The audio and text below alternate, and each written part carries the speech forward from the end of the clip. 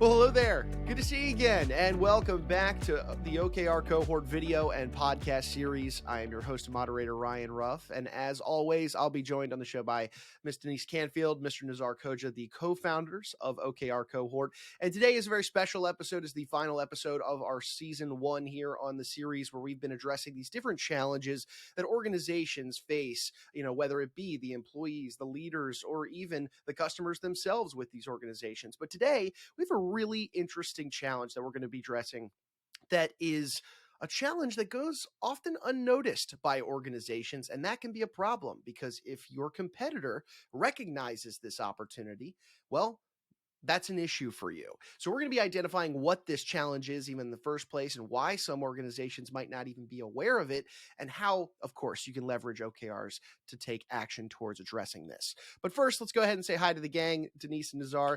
Nizar, it's good to see you this morning. Denise, how are you doing? Good morning, Ryan. Good to see you too. Morning, Ryan. We are doing great. Excited for this last video and to be going through this topic. I think it's really important today.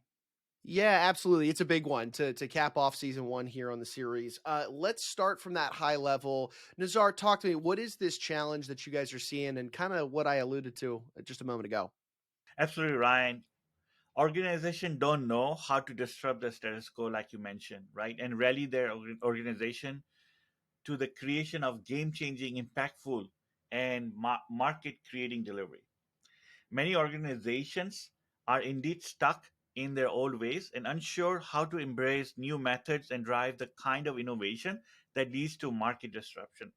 And the key to addressing this challenge is to adopting mindset of continuous improvement and set ambitious objectives that inspire teams to think outside the box. No, absolutely. It's so important. I mean, addressing that status quo can be big and can take your organization to the next level. But again, this is even a challenge for those organizations that may already be successful, right? And they're enjoying a certain level of success. But again, as I mentioned earlier, if a competitor beats you to that game-changing innovation, well, that can create its own set of problems for you and your organization. But let's get a little deeper here. Talk to me about the why now. Why would you say this is even a problem in the first place? So, Ryan, there are several factors at play here. For larger organizations, they often get caught up in eating their own dog food, meaning that they become too focused on pleasing stakeholders, maximizing profits, and sticking to the what has worked in the past. This can stifle innovation and prevent them from exploring new opportunities. We have seen examples of once thriving companies like General Electric, BlackBerry, and Nortel struggling to adopt and stay relevant in the face of change. Denise, would you like to elaborate more of your observation on other organizations? Absolutely, Nizar. I think that ability to adapt is really important for big companies. And the thing that helps them adapt is their people, right? Which is another reason it's such a big challenge for organizations. If those organizations aren't focused on helping their employees adapt their skill sets, helping their employees to develop, then they're not investing in their people's skills. And that can impact the creativity and innovation of the organization. And it means that they're not getting people with that learning mindset. They also don't attract top talent, right? People who can come into the organization, bring fresh perspectives and new ideas to that organization. So they just kind of get stuck in that rut. And even if that rut is a certain level of success, it can still be a rut for an organization as a whole. But tell me, guys, I want to get even deeper into the weeds now. What's the ripple effect of not addressing this challenge in the first place, and what do you see the impact of this ripple effect having on the organization overall? Well, Ryan, one of the most significant consequences is the risk of being overtaken by startups and more agile competitors. These nimble organizations often have a different perspective on the market and can rapidly capture market share, leading to a decline in revenue for the established players. We have seen this happen with the downfall of big names like BlackBerry, who were displaced by more innovative companies like Apple or Google. For sure, Nizar. We've seen those organizations leapfrogged, as you mentioned. And another consequence of that is that loss of top talent, right? People want to go where the energy is and where companies are being successful. And if you're not at the forefront, if your organization is not at the forefront of innovation, the most skilled and creative individuals are drawn to work for those other companies that offer more exciting and challenging opportunities. On top of that, when an organization fails to innovate and adapt, it can lose the trust of its stakeholders and customers. And now you're losing people, you're losing stakeholders, you're losing customers, right? And you get in that rut where you are declining because you don't have the investment needed, you don't have the interest from customers. And in the long run, you have that serious repercussion of financial stability and overall reputation that could literally put you out of business, as Nizar alluded to. Yeah, it's a slippery slope not addressing this challenge, folks. But I want to flip the script now. Let's look at that glass half full mentality, if you will. Nizar, tell me, how could life just look so much better for an organization if they did address this problem, right? If they did try and break those barriers, move beyond the status quo, and truly provide that game-changing impact in their market. Well, if an organization can promote a culture of creativity and innovation, they will be in a strong position to disrupt their marketplace and create truly game changing products and services. This not only drives growth, but also sets them apart from their competitors. When a company is known for its innovation and forward thinking approach, talented individuals from around the world will be eager to join the team. And this influx of fresh perspective can further fuel the organization growth and success. For sure. I think Nizar, what's interesting is you're getting the right people, you're building the right things, and when an organization demonstrates that ability to innovate and disrupt the market, you're attracting investors, right, from various sectors, from venture capital firms to other organizations who might be looking to make acquisitions. And that influx of investment provides the resources needed to continue to evolve, innovate, and develop groundbreaking products and services. It also enables an organization to go public, right? When you have those things that gets your market excited and gets people looking at you. If you're a privately held company that's relying on venture capitalists, really getting the right thing and disrupting the market enables you to go public and really fund the future of your organization.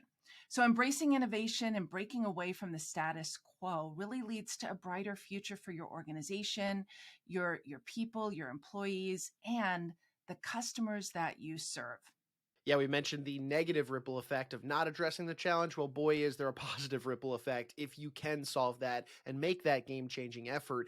But, guys, I want to zoom out here for just a second from the challenge at hand, because I think it's important for our audience to know, especially for any of those who haven't caught a prior episode on this series, to learn a little bit about you guys and how you work with organizations through OKR Cohort to address big challenges like these. Denise, why don't you take this one and talk to me and educate our audience a little bit about yourselves? Leaders hire us to shift the focus of their organization from activities to outcomes, to identify where they are really stuck in a rut and missing the opportunity because they are lacking innovation and creativity, and not embedding purpose in the work of their employees. In essence, we help them focus on the right things, get transparency across that work, and become market leaders in their specific industries, which ultimately is all tied to their strategy. So Nizar, maybe share a little bit about what OKRs are and how they help in this situation. Absolutely, Denise. OKR stands for Objective and Key Result. It is an outcome focused goal setting framework that helps organizations to align and connect strategic intent to work with aspiring goals. So zooming back in at the problem then today, this idea of organizations not really knowing how to break through that status quo and create those game-changing opportunities for their customers. Talk to us about how our OKRs can be leveraged here specifically. What would be your piece of value to our audience, to those folks in organizations out there that are recognizing the need to address this challenge, but they're just unsure of where to begin? Ryan, by setting ambitious and inspiring OKRs, organizations can refocus their priorities and encourage teams to think creatively. For example, a top level objective could be revolutionize the industry through disruptive innovation.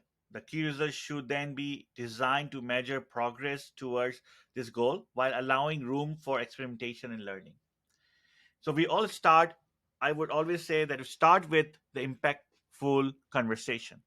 To understand impact and needs, and start with the conversation about the impact you want to make and the needs of your customer or stakeholder.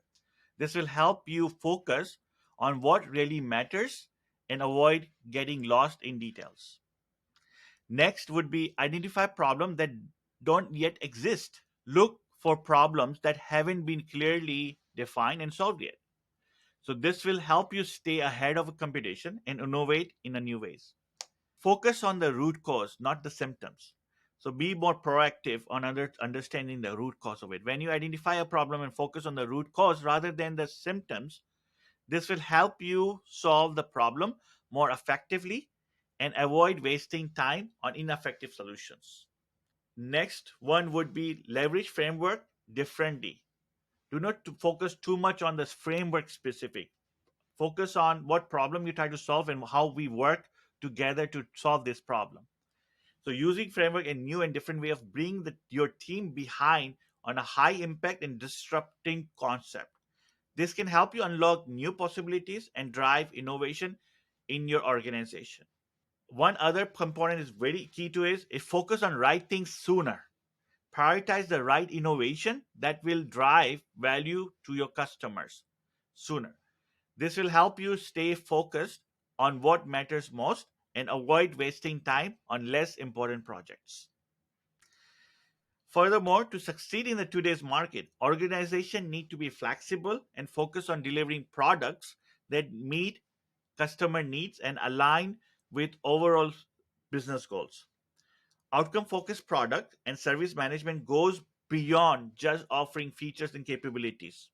It's about achieving specific results that cater to customer demands and business objectives.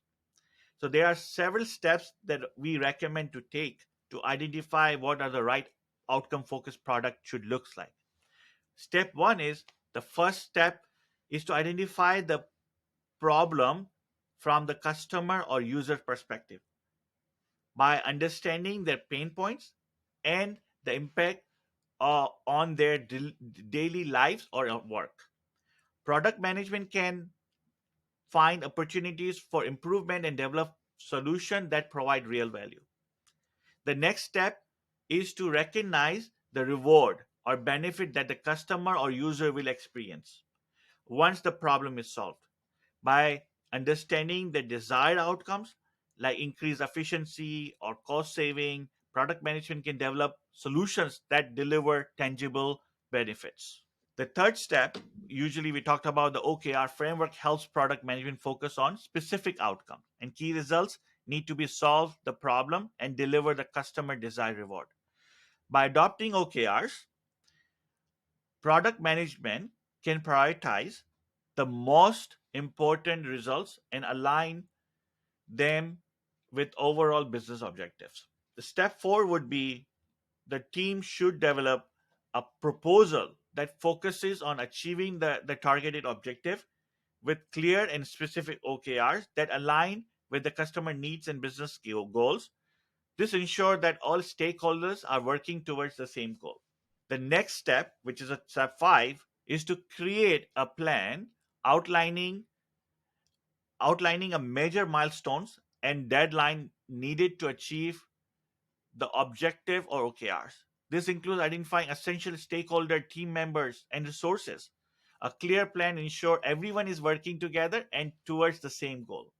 It's all about connectedness as well. Like we talked about in our past podcast about how people can connect and align, and that could be the step 5 would looks like.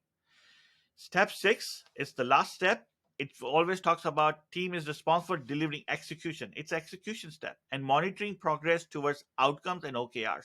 How we are achieving towards certain outcomes and goals that will be by doing some work or execution of any specific activities. This involves tracking and reporting a key metrics and KPIs, as well as incorporating customer feedback constantly in the execution plan. By closing monitoring progress, product management can identify and address any barriers or issues that arise. All in all, outcome focused products or service management is powerful approach that helps organization develop valuable products by focusing on customer needs, connecting outcomes to broader business objectives, and using OKR framework to define specific outcomes and key results. By following these steps, product management can ensure all stakeholders are aligned, like I mentioned earlier, connectedness, and working towards common goal, ultimately driving a success for both customers and the business. Oh, Nazar, no, this is great. A lot to unpack in there. I mean, that outcome focused product or service management is really a great approach, and leveraging OKRs along the way. I can see the value there. But look, you went through 6 steps there, and there's a lot to unpack within each step, especially for an organization that's looking internally at themselves and how they would take the steps to actually implement. So, my next question to you guys would be, okay, we left a lot of value on the plate there for our audience, but how can they take that knowledge and begin implementing it into their organization today? Well, Ryan, it's a good question, right? I mean, we're teaching a lesson, and some people could just pick that up and run with it. But what we notice is it's complicated, and it isn't easy to just turn things around. So if you want to help make sure that your organization is staying current or even leapfrogging the needs of your marketplace by building an outcome focused approach to building products and services, we would start with a conversation, right? A conversation where you can share with us the challenges that you're facing, what you're experiencing, what you notice, and we can talk about how we can support shifting your focus to building the right things that help you leapfrog the market, but also putting the right processes and rituals and frameworks in place in a way that they serve you. So just click the link below and let's start with a conversation. Fantastic. And yeah, folks, we had that link below to grab some time on their calendars. But look, we'd be remiss if we didn't talk about just some examples, right? I know you guys work with organizations to address these challenges regularly. So, do you have an example, Nizar? I'll throw it back over to you. Do you have any examples of an organization that you guys have worked with that has maybe experienced this and went through this idea of leveraging OKRs to break through that status quo and be a true game changer? Definitely, Ryan. One of the organization we worked with, it was a 150-year-old financial institution. The goal for one of the key consumer or client or customer that they were supporting was a small business. The goal for the outcome they try to achieve is to increase the customer acquisition, but not only the customer acquisition perspective, but also keeping like having a retention as well. In order to do that, their out the OKRs were keeping the clients connected to the organization that who they're supporting, and the key results are number of customers that can be acquired and as well as retained with the other services. What they have done is that their approach was taken was they can provide all the financial services they need for the small businesses, but they need to look ahead for the beyond banking perspective. When we talk about the beyond banking, is like beyond any non-financial services they can caters to or partner with someone to provide to the small business, so they will be more connected and will be working in the same platform as possible. And so what they have done, that they introduce some incorporation services or accounting services, tax services that will integrate very well with the financial instruments that they provide. And for that reason, they grown their clientele from almost 50% increase there within a year or so due to this. Wow. I mean, a 50% client base increase is massive, right? I mean, that's a game-changing shift in the amount of business that's coming through your doors. So no, I appreciate you sharing that example, Nizar. I mean, a lot to unpack here with this issue. And again, I go back to my comment at the top. This is one of those weird challenges that organizations don't even necessarily realize that they're facing, because their status quo might be success in the first place. But hey, if your competitor is able to break that status quo, and as I'll use Denise's term, leapfrog you, well, boy, that can create its own set of problems for you and your organization. So really good stuff here today, guys. So one final time, Denise, I'll throw it over to you for anybody out there that is interested in reaching out and talking to you guys, opening up a dialogue about their organization and how they might be able to leapfrog somebody else in their market. What would be the best way they can get in touch with you? Well, Ryan, thanks. I think the key here today is that you can disrupt your market by providing true impact. And you do that by shifting the focus of your organization to be like obsessed with the outcomes your products and services deliver. And getting your processes and how you deliver aligned to that is what we do best. So to figure out how we can help you, just click the link below, get some time on our schedule, or reach out via LinkedIn, and let's start by having a conversation.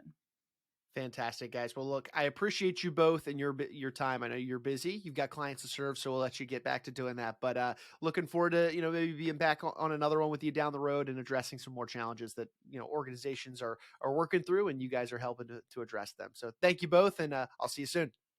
Thanks for having us, Ryan. Thanks so much, Ryan. Alrighty, fantastic, gang. And hey, look, I want to take one final moment and say thank you to our audience for jumping aboard and being with us on the show today. If you did take anything away from today's discussion, you benefited from it in any way, shape, or form, well, make sure you hit that subscribe button then on the platform that you checked us out on today. That way you never miss out on another great episode where Denise and Nizar unpack these big challenges that are facing so many organizations, facing their customers and employees, everybody involved in that picture, and addressing how OKRs can certainly be leveraged to cut right through that challenge. But for Nizar and Denise, I'm Ryan. We're going to go ahead and say so long. We appreciate you stopping by and being with us on the OKR Cohort video and podcast series.